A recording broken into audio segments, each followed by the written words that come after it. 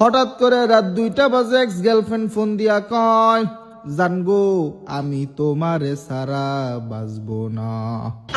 মনে মনে ভাবলাম মনে হয় তার বর্তমান বয়ফ্রেন্ডের সাথে ব্রেকআপ হইয়া গেছে। বাজানে আমার আজ থেকে প্রায় 2 বছর আগে আমারে বোকা মনে কইরা সাইরা গেছিল।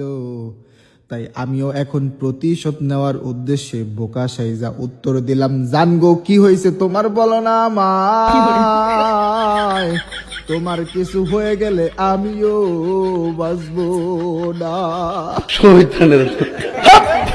ও পাশ থেকে আরো নাটকীয় গলায় বলল, তুমি বোঝো না জান, তুমি ছাড়া আমি একদম শেষ। তোমার সাথে কথা না বললে আমার দিন কাটে না।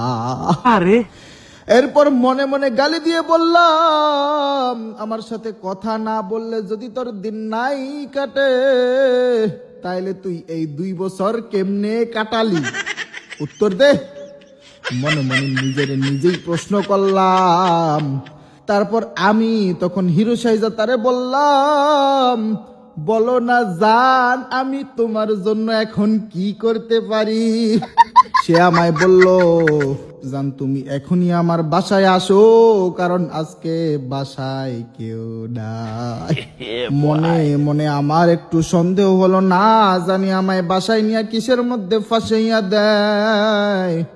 কিন্তু আমার মন তো মানে না, আমার মন তো তার বাসায় যাওয়ার জন্য ছটফট করতেছে, ছেলে মানুষ বলে কথা। তারপর কিছু না ভেবে সোজা তার বাসার দিকে রওনা দিলাম। রাস্তায় থাকতে মেসেজ দিয়ে বলল, বাসায় কিন্তু পিছনের দরজা দিয়ে ঢুইকো।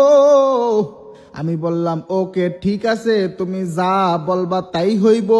আমিও তার বাসায় চলে গেলাম। যখন পিছনের দরজা দিয়ে ঢুকবো তখনই দেখলাম কে যেন দৌড়াইয়া বের হইয়া গেল। কে যেন দৌড়াইয়া বের হইয়া গেল। আমি ভাবলাম হয়তো ভুল দেখছি রাতের বেলা। কিছু না ভেবে এক্সের রুমের মধ্যে ঢুইকা গেলাম।